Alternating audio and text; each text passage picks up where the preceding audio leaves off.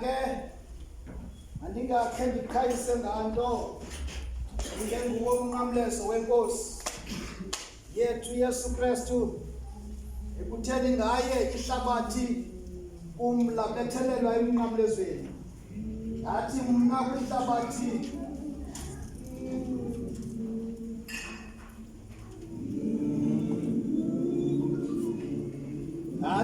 kwihlabathi yabethelelwa emnqamlezweni.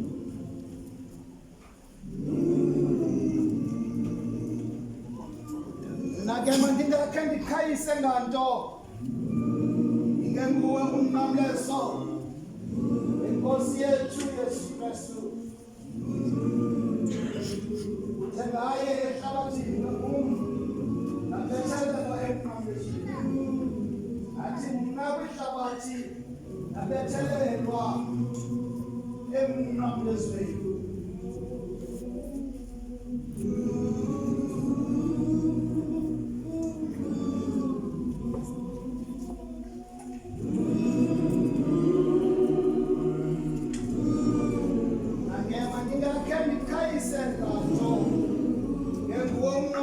Wenkosi Yesu Kristu.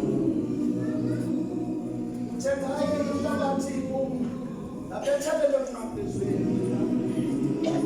Athi nam ihlabathi yabethelelwa emnqamlezweni.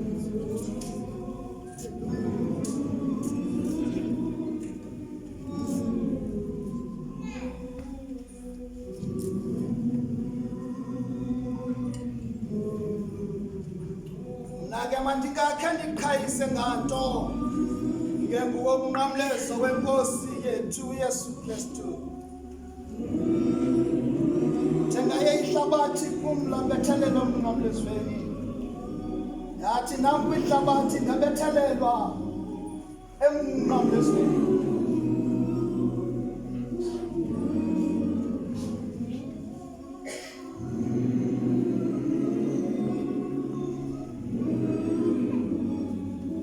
Mandingakhe ndiqhayise nganto ngenguwo umnqamlezo wenkosi Yesu Kristu. Uthe ngaye ihlabathi labethelelwa emnqamlezweni. Yathi nam kwihlabathi yabethelelwa emnqamlezweni.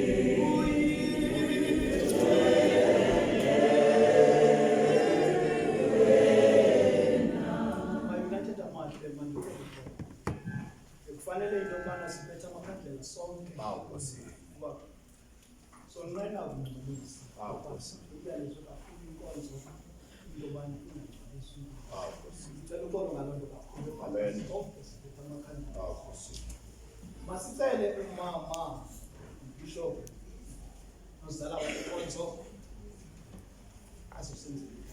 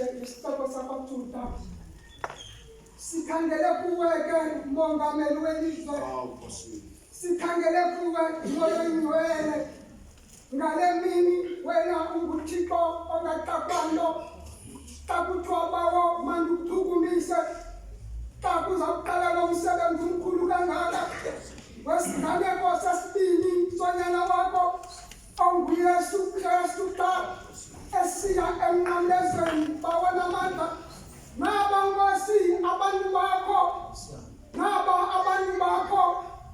naba abantu bakho bawo ngena umuntu ngamnye bawongcwele le nkonzo xa izaqala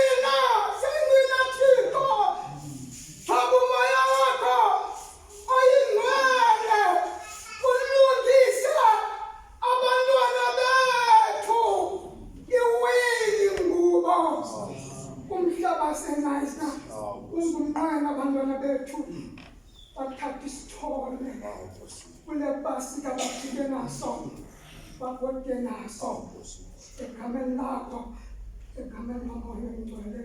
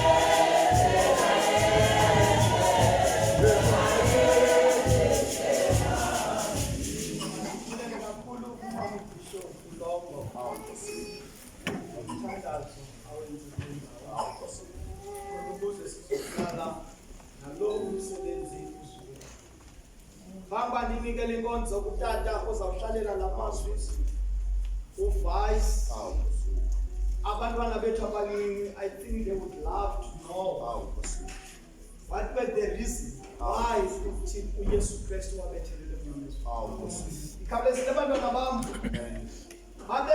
babembonela uYesu Kristu ngezinto ezinhle owayezenza.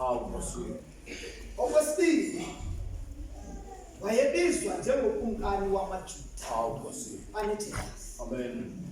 Okwesithathu, wathi uyakuyidiliza itempile azajike ayakhe within 3 days. UPilato ke lo ngexesha wayefuna ukwanelisa. Wayengaboni babekotya, but wayefuna ukwanelisa abantu ahamba nabo.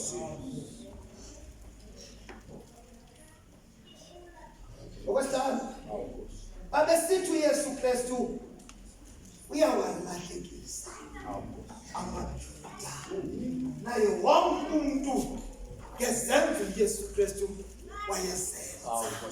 Batala into yobana ngoku alikho elinye iphepha akabheke ngaso. Bapha abaJuda wawusithi nawonile uphekiswe emnqamlezweni. Namana ngexesha uYesu Kristu abheke emnqamlezweni uzawudlula kumnquma owawenziwe. Apho khona kwakusithi xa kubulewe abantu emnqamlezweni bathatyathwa aba bantu bafakwe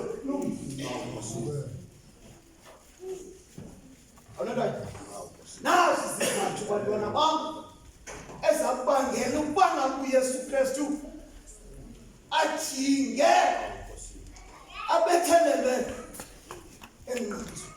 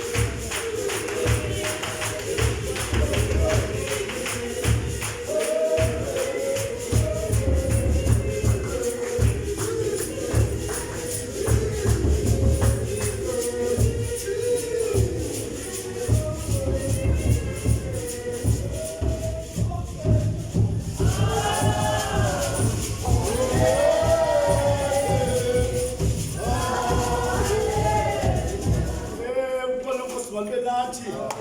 Ndipulele ke Mongameli lithuba. Ndibulise kuTata Mongameli oTata Gosemnyango. UmamBishop, uMamongameli oTata Gosemnyango. Ulutsha ikwayari abantwana beSunday school. Intombi udodana omama bomanyano. Amen. Sizawuqala le nkonzo ke ngoku njengoba uTata Mongameli etshilo sele eyivulile ngamazwi ayifaneleyo nomthandazo oyifaneleyo. Amen. Ngoku masiyene emyalezweni wale mini. Masiyeni kootata bethu abazawusinika umyalezo wale mini wokuba sibheke ngaphi. uTata Mongameli ukuba uchaza izizathu ngoku sibheke ngaphi. Wonke umuntu le nkonzo ayizise kuye. Wonke umuntu oshumayelayo, othandazayo, okhulayo ayithathe izonceda yena. Inkonzo kaYesu Kristu yayiyonceda abantu ebezofela wonke umuntu. Ngoku ulumkele ukuphoswa, ukuchatshazelwa kwegazi. Ulumkele uba ngumbukeli suke igazi likuphose. Uthi uTata Mongameli phezolo xa evula kukho indoda ekwacaca uba ithe inemehlo elingakwazi ubona kakuhle, yakhatshazelwa ligazi yatsho yabona. Namhlanje imini yoba sitele sonke uThixo asinike sibone. Kuthi noba ungubhishopu, ungumongameli, ungumfundisi, ungubani, uba ngaba ukaboni namhlanje uThixo akuphe andiphe sibone. Sizawuya kuTata ozawuse eGolgotha, kwindlela ebheke eGolgotha. Kodwa ndifuna uthi xa zawungena kukho abantu bebehamba bekhaphela uYesu uye emnqamlezweni. uYesu ebengahambi yedwa uye emnqamlezweni, kukho indimbane ibihamba naye, kodwa bebenezizathu ezahlukeneyo. Abo bantu bekhapha uYesu bebenezizathu ezahlukeneyo. And sibona uYesu ehamba nabafundi abayi-12 ubomi bakhe emhlabeni, kodwa kukhankanya umfundi omnye endleleni eGolgotha. SivuYohane silumka ukuhlala ecaweni. Silumka ukuhlala ecaweni kuthi ngomzuzu okugqibela singakhankanyi. Yilaa nto ndisithi xa bezawuqala ootata ungazikhuphi kule nto.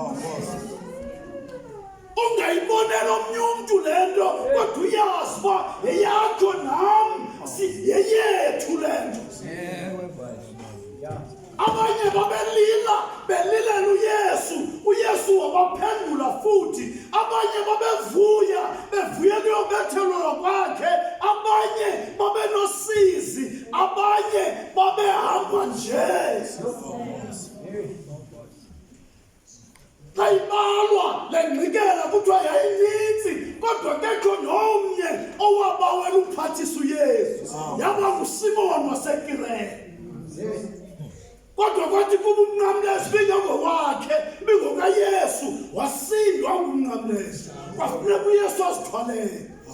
Ndifuna ukuthi ke ulumke ukuyenza yomnye umntu, uyazi uba yeyam nawe. Xa bezawuthetha ootata sinempazamo bawusophazi yokuthi ilizwi xa lisiza ulibone lifanele ubani. Uthi uba bekho lizolungisa yena, uphoswe wena kukulungiswa. Ngoku sizawubheka kuloo nkonzo yokuba ootata basinika umyalezo esiwunikiweyo. Amen. Bathi nabo bengafuni ukuguqa, kwanyanzeleka baguqe. Kwanyanzeleka bavume uba ngokwenene ibiyinkosi. Amen. Sizawuya ke ngoku kootata ukwenzela uba ilizwi lihambe levangeli. Amen. Sawuphakamisa uTata umfundisi, uTata uMongameli kanjani?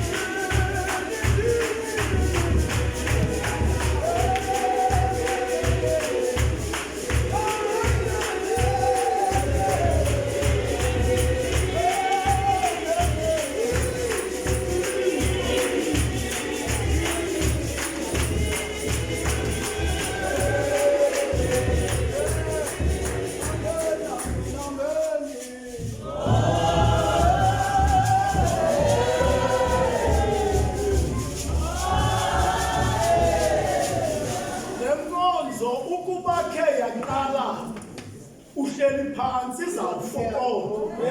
Akazutsala utata kwam ngenyawo umuntu wonke. Sibe kule nto sonke.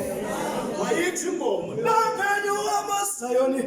Asingena bana uMusayoni.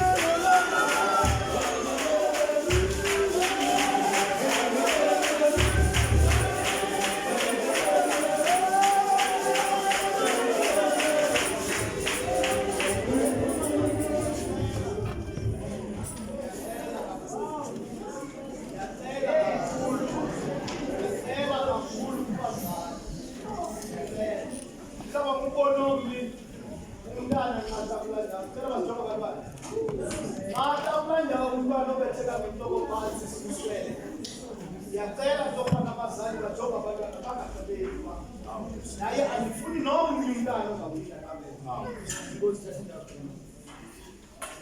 andithabathele ithuba ndibulise kuba umongameli umongameli beregini bafundisi bedikoni bakhokheli kubavangeli kootata bonke yotata uGqosana Semnyama umamongamelikazi umamuvayisi umamongamelikazi beregini befundisikazi bedikokazi bakhokheli kubavangeli yotata uMamGqosana Semnyama ulutsha abantwana abancinci bangakwazi umthethela enkosini ngegama lomfeli nomphukeli uYesu Kristu. Andizuba satsala ntwinde bamongameli kulifunda nje elilizwi ngoba xa ndimamele apha sele lishwangathelekile already eziba ulichaza apha kodwa mandilenze isiko lokufundilizwi nesiza kulifumana phaa kulaa ncwadi kaLuka isahluko nga-23 sizawuqala kulaa vesi yama-26 masiyifunde yonke laa paragraph siyoma kulaa vesi yama-31 ukwenzela okokuba umntu azabe uziphathela umphako wagqiba urelate kule ntetho katata umongameli elesando yedwa apha emveni koko uyigqibezele ke ngoku xa efika uYesu Kristu emnqamlezweni ujonge ukuba apha endleleni esuka eJerusalem uphumeni kwakhe uYesu Kristu ubheke emnqamlezweni kwenzeke ntoni na kule ndlela yaye ibingobani ebekho ngexesha uYesu Kristu ekule ndlela ibheka eGolgotha. Ndizawucacisa nje loo ndawo emveni koko ndibashiye ootata bangene kumazwi ndawafunda nje la mazwi ndibashiye bazali akho nto indenza kuza nayo amazwi ethu afundeka ngolu hlobo. Kuthe xa bamrholayo babamba Simoni uthile waseKirene obevela emaphandleni bawubeka phezu kwakhe umnqamlezo ukuba awuthwale emva koYesu. Wayelandelwa ke yinkitha emininzi yabantu neyabafazi ababembambazelela bemlilela. Wabagumbukela ke uYesu Kristu wathi, zintombi zaseYerusalem, musani ukundililela mna, zilileleni nina nabantwana benu, ngokuba yabonani kuza imihla apho bayakuthi ngayo banoyolo abazindlolo nezizalo ezingazalanga namabele anganyisanga. Oko bayakuqala bathi ezintabeni siweleni nasezindulini sigubungeleni, ngokuba benza ezi zinto komanzi umthi uyabhekisela phi nako womileyo. Eli ke lizwi lenkosi, inkosi mayisikelele. Amen.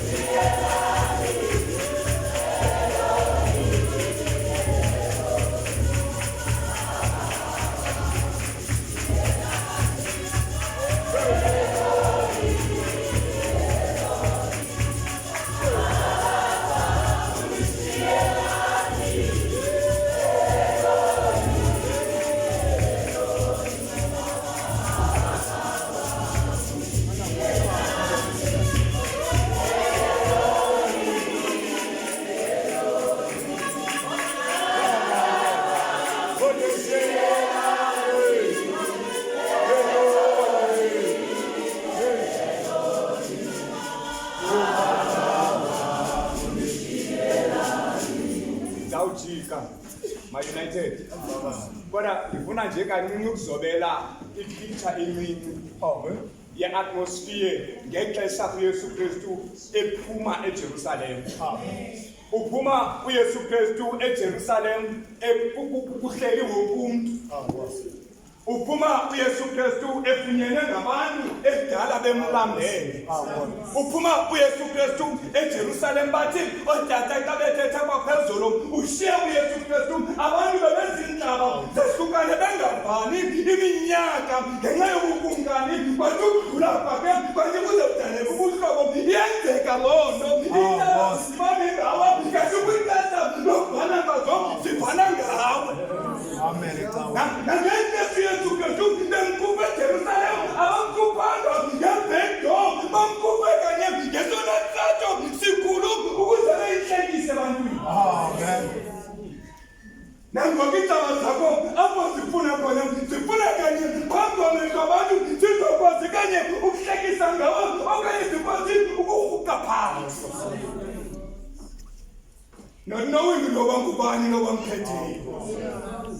Ututani mongameli kwakuphindidi zabantu kule ndimbone yayihamba noYesu Kristu abanye babo babezobukela.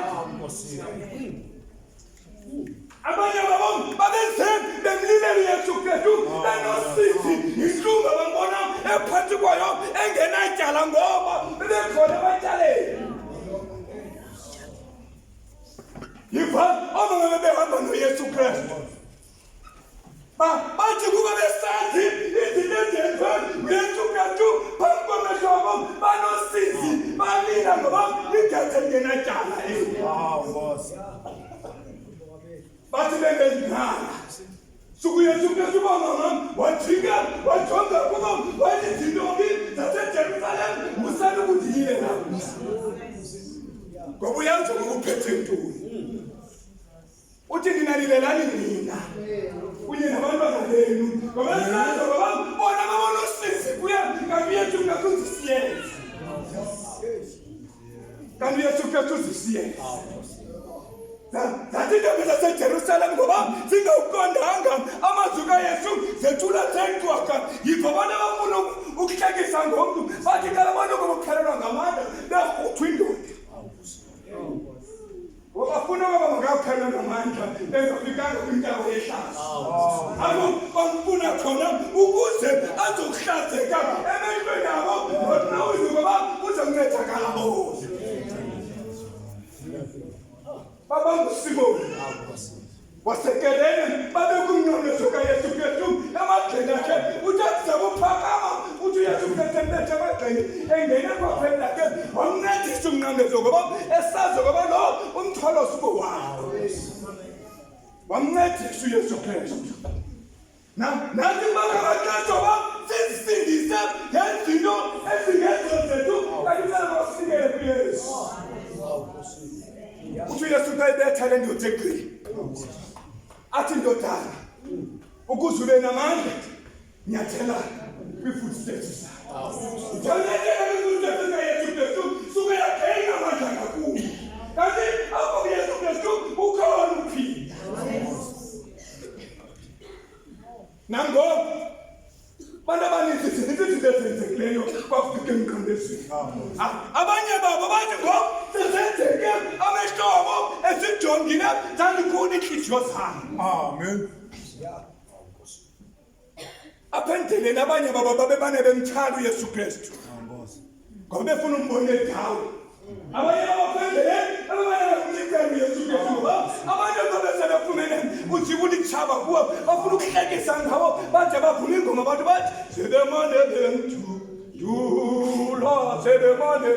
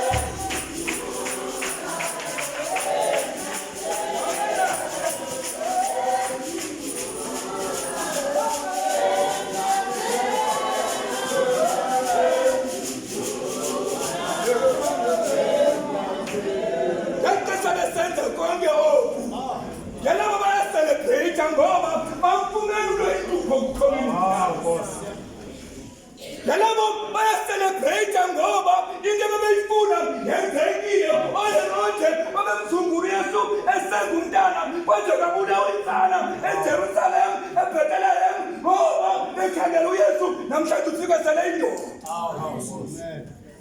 Kanti abazi ngoba bamphose ngelaa xesha ngokusengapha kwezandla zabo sele ngoku uYesu Kristu evela ezikumkani nene nangenyaniso. Ndifuna ubuya ama-United kodwa yayiyintlungu yayisenzeka kule ndlela ibheke eGolgotha. What I want to tell you is that xa uthaba lufumene focus ungamncama uThixo mani ngenxenye nemeko ojongene nazo. uYesu Kristu zange akhalale umnqamlezo ngexesha ejongene nobunzima. uYesu Kristu zange msole uThixo ngexesha ajongene nobunzima. Wayazi ngoba olu xanduva lolwakhe. Elona lo muntu mani kule ndawo sikuyo noxanduva lwakhe. Kodwa my advice is that olo xanduva soluqhobe emagxeni akho khona umuntu. Bazosondeleka enyuku uYesu Kristu ezawubethelelo emnqamlezweni obhaka bethu sibaxhobe mani. Singabuyi nobhaka abasindwa zizo. Sazi ngoba uYesu Kristu nje bemdudula nje abamdudule mani nemithwalo yethu. Singabantu soze imithwalo singabi nazo. Hey, umuntu othi umthwalo kanako hayi uphazama okanye manjani ngamsebenzi ilizwi elikho uhloko isingizo yakhe isibe ngathi ngolo hlobo uthetha rongo kodwa xa usithi you are perfect it means you are beautiful life. Ezona zingasinyathela igobe khona izinto behind our backs. Esinyezazo we face the head on. Esinyezazo sintatha ngasemva singaboni kanti ukhona umkhuseli wethu. Kwakunjalo nokuYesu Kristu. Uthatha umongameli kwakho indimbane yabantu. Atophe indimbane yabantu ekenithela ungabe ngengithela idathu zabantu. Ezinye zazi nosisi. Onalusenzeka kuYesu Kristu. Banosizi ngoba basibonile izinto ezinhlanzezi. Abanye babo babenedinaya ngoba bengavumi ukukholelwa kwizinto Yesu Kristu azenze ngaphambi kwabo. Abanye babo babenerhatshi ngoba bengamona wezinto uYesu Kristu azenzileyo sele zimeshilile bathatha umongameli ngaphambi. Ngabanye abangafuni ukuvela. Sawuyeka kodwa uHerodi yazi uba umcakele uYesu Kristu engamazi. Engakhanga umbonile ngeliso lenyama. Ngokuba izinto ezithethwa nguYesu Kristu ngenye ixesha inzaba siba nazo just because of izinto ezithethwa ngabantu. Yemani uHerodi wamqokelela izimbane zabantu bathe bavana ngoPilato kanti bavana ngoYesu Kristu. Abanye babo bangakhange bexabane nabo. Hallelujah. Bangapha abantu ongavani nabo. Ungenasizathu sokuvana ongavani nabo. Bangapha abantu ongathethisani nabo ngenxa yoba wathi kumntu ongathethisani nabo. Sesingabi ngoHerodi. Xa sibuya kule ipasi sibe ngama-United amanye. Le nto izize kum ingazi komnye umntu. Wena uzuyithatha uyizise kuwe sazi ukuba ngubani uYesu Kristu waba sentlungwini ebheke emnqamlezweni. Sabapha izinto ezehlela uYesu Kristu in daylight ziyehle ebantwini. Abanye abantu bade bangene etrongweni literally ngento angayenzanga ngenxa yokuba kukho abantu abane-hatred kuye. Futhi sakumbonisa abantu bayakhona ngenxa uYesu Kristu abheke emnqamlezweni. And they were there. Ngaba babengqina amatyala ngoYesu Kristu bengaboni matyala oPilato. Hayi mama sithabathi ngo. Siba nenkosi. Bona baya Pilaba.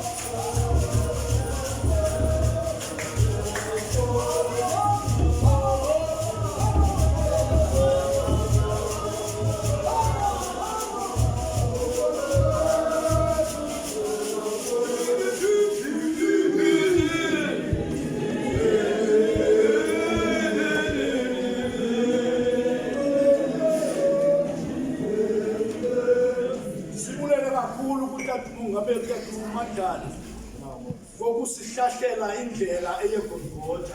Bless you. Ngoku samnikela ilizwi lokuqala emthethweni Yesu.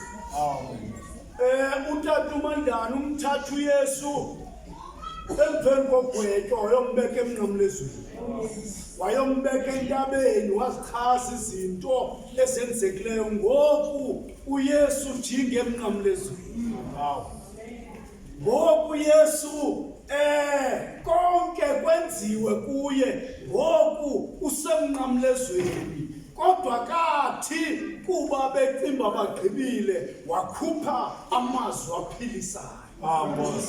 Ngoko tata bazawusinika sicela uDadukini eze sicela emveni kwakho uMamandlana ozawuthandazela ilizwi likaTata uMandlana Tata umfundisi ukwenzela uba sive utheni uYesu kwilizwi lokuqala.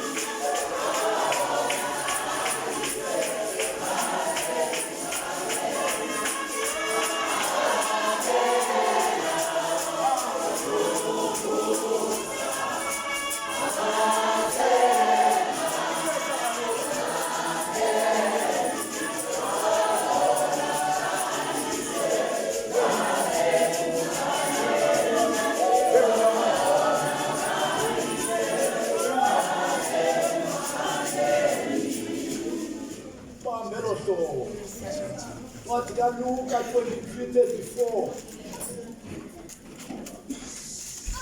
Ngekaloku wabehola nabanye abangabambi bebabini bengabenzi bobubi beya kubulawa kunye naye. Bathi ke bakufika kwindawo leyo kuthiwa lukhakhayi bambethelela emnqamlezweni khona apho kwanabenzi bobubi abe omnye ngasekunene nomnye ngasekhohlo. Wathi ke uYesu bakolele kuba abayazi into abayenzayo. Njengebatshi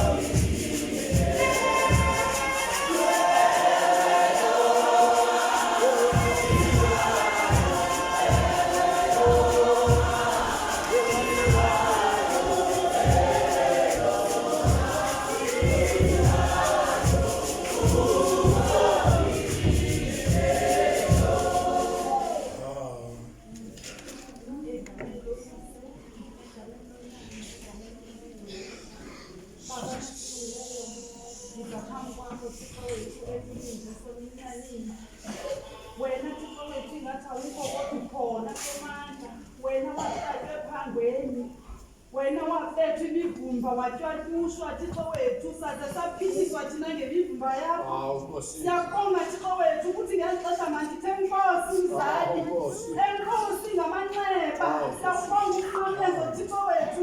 Ngoba ngesingekho kule ndawo Thixo wethu kuba kungekho emnqamlezweni. Sithe Nkosi ke Thixo wethu nangeli xesha Somandla. Siyabonga siyakubulela izibongo zonke zibheka kuwe Thixo wethu. Singayaphi na Somandla xa singena ubheka kuwe Thixo. Nangu umntana ngoSomandla. Ngicela umphekanye Thixo wethu abazomthetha ngelizwi lakho Thixo wethu. Izwi lakho lokuqala emnqamlezweni Thixo wethu. Bawucekisiwe ngabantu. Bakucakela abantu. Wena wabathanda Thixo nonke. Nanko bengakuthandi bona. Siyakubonga ke Thixo singamthatha kuthi khona incebe njengeyakho. Sithe Nkosi ke Mzali mana njalo ke Thixo wethu. Usikhusele ke Somandla siyazi ukuthi igazi lakho lachitheke emnqamlezweni. 1000 years ago kodwa mina namhlanje saphethe incebe ngamandla. Siyakuthanda ke siyakubongoza solinanini. Sesihamba nale Pasika Thixo wethu nangoba umandlane ezathi bawo baxolele. Ngoba bayazi into abayenzayo. Ubuhlungu ungazi Somandla. Ubi ungazi ngoba bakutshwashusha bengazi ukuthi wena uphethe amandla. Bengazi ukuthi wena uphethe amandla njengengubo. Okuthixo njengawe ke Somandla ngeli xesha. Mpheke Somandla mpethi ukuthetha ngezwi lakho. Singaboni yena ngoba sibone wena Thixo wethu. Angazenzeli Thixo wethu makenziswe nguwe. Ngoba wena Thixo wethu namandla ngapha kwethu. Siyakubonga siyakuthandaza ke Thixo ngoYesu Kristu waseNazaretha. Amen.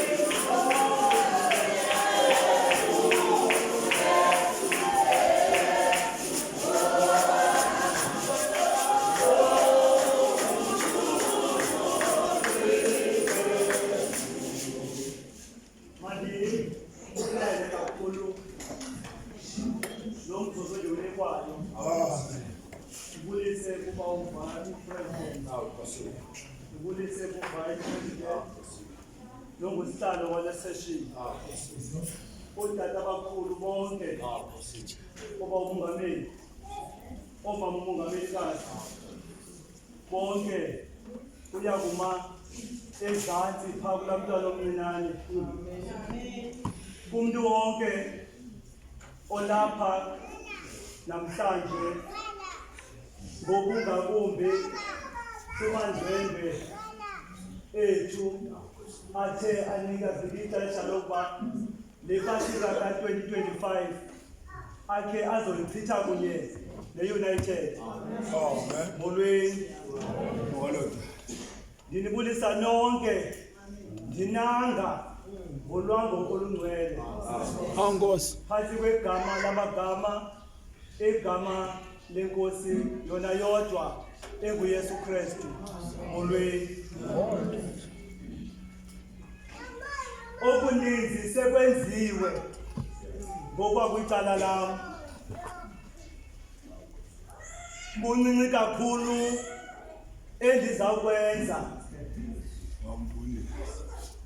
Uba umongameli xa behlakula uye wangena wachaphazela, wangena noba umongameli uMandlana wangena wachaphazela. Yenza loo nto ndibe nexesha elincinci kakhulu ndimi kule ndawo. Endifawula ukutsho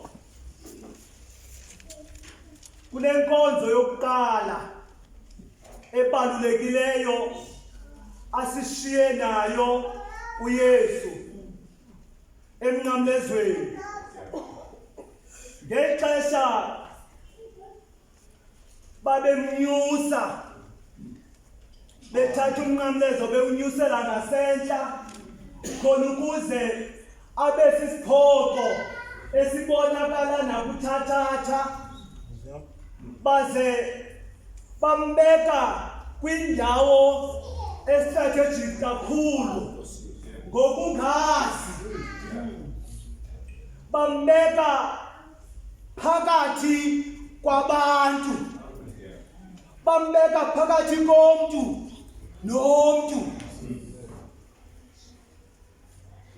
Ngexesha bamnyusayo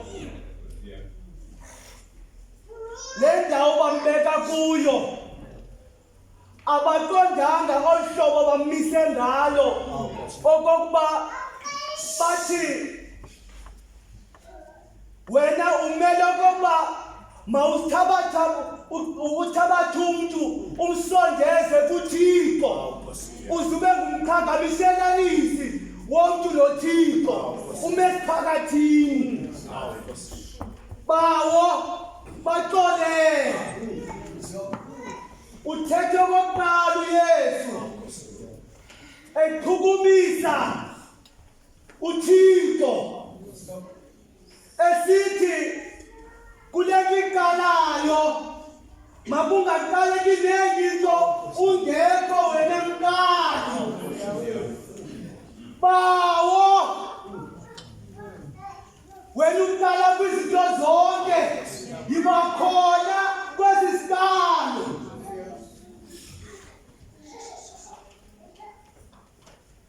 Akhupha amazwi sebekhazile okokuba abantu abaninzi bebanceda balapha ezantsi kule ndimbane, kodwa kubo akukho nomnye othi hayi lo mntu akanatyala. Kodwa phakathi kwabo bakhona abantu baninzi babonile okokuba akanalo ityala. Baxolele. Ngexesha anyuswayo ukhupha amazwi uYesu ukwimbandezelo phakathi kwenyungu, wathi bemkhesa wanikeza iblessings. Baxolele. Ngexesha uYesu bamisileyo akakhange athi ndixoleleni. Ubone ngaphaya kwezinto abaziphetheyo, isono sabo sesona simsindayo. Baxolele ngoba bazi zawuhlala phansi ndifuna uchaphazela izinto. Inhliziyo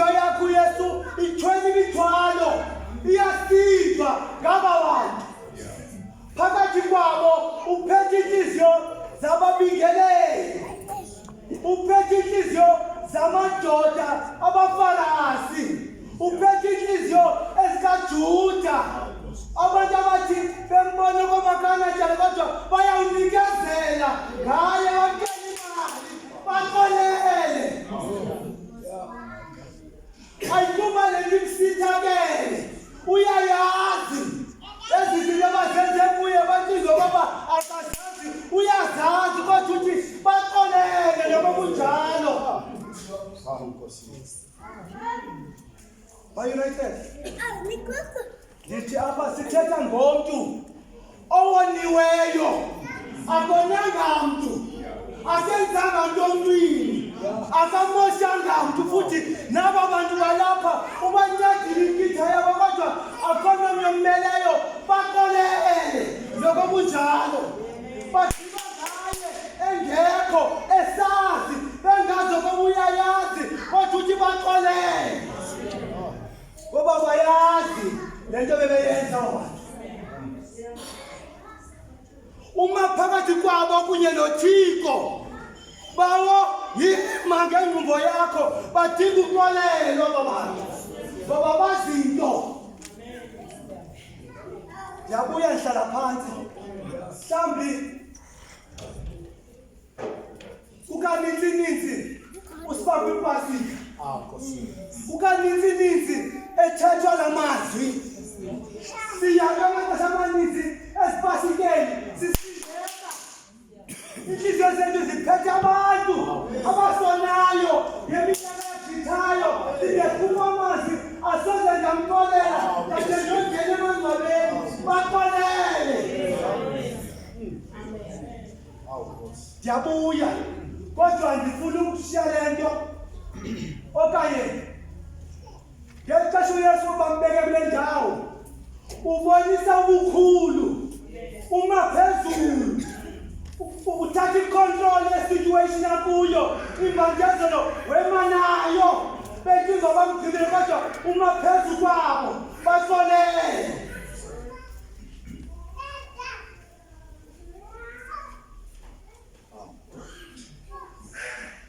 Uyabona le nkonzo ayishiyayo uYesu qaqala uvula umlomo emnamezweni uphakathi kwenhliziyo lomuntu enhlungu zakhe uzenziwe ngabantu abalapha aba bantu abaxolela ukolo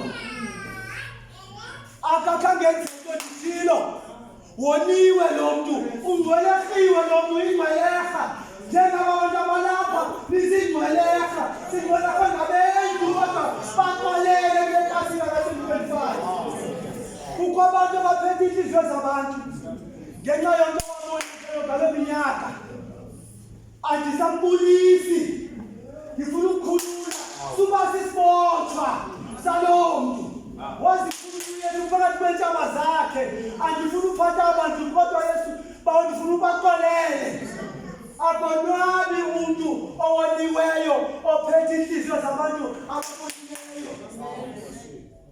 Aniva kakuhle ndithi uba sisibotshwa kaye uba libanjwa wena mntu woniweyo usagcina abantu ababonayo ngaphezu kwabantu ababonayo ngoba abanye babo basazibasa ngezonto umntu ongalaliyo baxolele ngoba bayazi into ayenzayo. Ndithetha ngamakhoba odlwengulo anominyaka yangaphambili abanye bakhula lezo zikazi bayabazi abantu ababezezonto kamba impilo zabo zophuka abanye baxolele.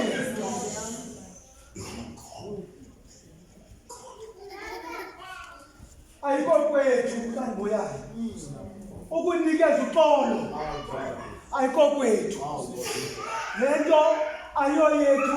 Umnikazi woxolo nguThixo. Andizothi kuba wayendimoshile andisoze ndimxolele ngoba ayikho kwam ukuxolela. Kufanele wena uzikhulule kuye, nikela kuThixo axolele umntu wakhe bawo baxolele. Walk away kuthiwa yintona nini walk on uphethe iviti yoba andizobamba ngokwam, nikeza kuThixo lo mntu kwenzele nto baxolele. Ezinye zezono okanye esinye sesono okanye isono esikhulu nesiza kusivala uba singaliboni izulu kungaxoleli sivalile kodwa sivalele wena ngoba wawumoshiwe ngoba awufuni uxolelwa kodwa ufuna uxolelwa baxolele. Oyesu ubuyayo.